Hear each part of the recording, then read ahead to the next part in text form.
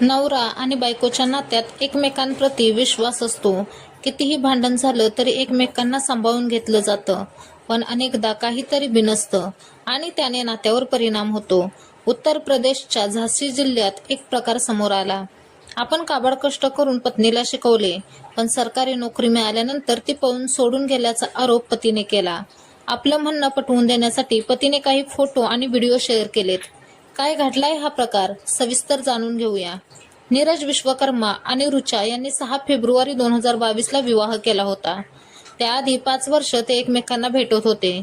यानंतर त्यांनी आपली मैत्री नात्यात बदलण्याचा निर्णय घेतला. नीरजची पत्नी रुचाला अकाउंटंट म्हणून नोकरी मिळाली. यानंतर तिने आपल्याला सोडून दिल्याचे नीरजचे म्हणणे आहे. या प्रकरणी नीरजने डीएमना पत्र लिहून त्यांच्याकडे तक्रार केली आहे. माझी पत्नी माझ्याशी आता बोलत नाही, माझे फोन देखील उचलत नाही.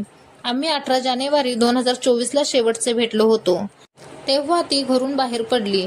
ती अद्यापही परत आली नसल्याचे नीरजने आपल्या तक्रारीत म्हटलं. मला कॉलेजला जायचंय असं रुचा म्हणत होती, असंही त्याने पुढे सांगितलं.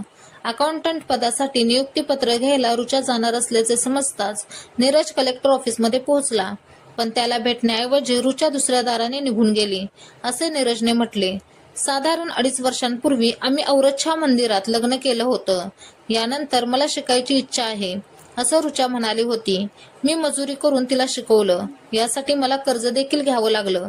पण जॉईनिंग लेटर मिळाल्यावर ती बदलली आणि नियुक्तीपत्र माझ्यापासून लपवून ती आता पळून गेली, असे नीरजने म्हटले आहे. या दोघांमध्ये वाद सुरू होते. त्यानंतर रुचा आपल्या माहेरी गेली होती.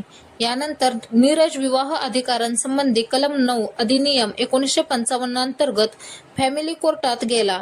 यानुसार पती आणि पत्नी दोघांपैकी एक कोणत्याही योग्य कारणाशिवाय दुसऱ्यापासून वेगळा होत असेल तर दुसरा पक्ष कोर्टात याचिका दाखल करू शकतो. दाखल केलेल्या तक्रारीनुसार नीरजने रुचाला घरी बोलवले होते, पण नोकरी लागल्यानंतर त्यांच्यात भेट झाली नाही.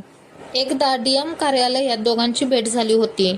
यावेळी एसडीएम कडे जा आणि आपलं लग्न झालं नव्हतं असं शपथपत्र दे, असे ती मला सांगत होती.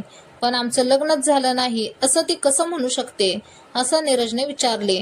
तो रुचाशी फोनवर बोलला, पण तिने कॅमेरासमोर येऊन स्पष्टीकरण देण्यास नकार दिला. मी नीरजसोबत लग्नच केलं नाही. तो नेहमी दारूच्या नशेत असतो.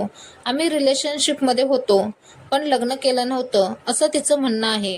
मला बदनाम करण्याचे षडयंत्र असल्याची रुचा बाजू मांडत आहे.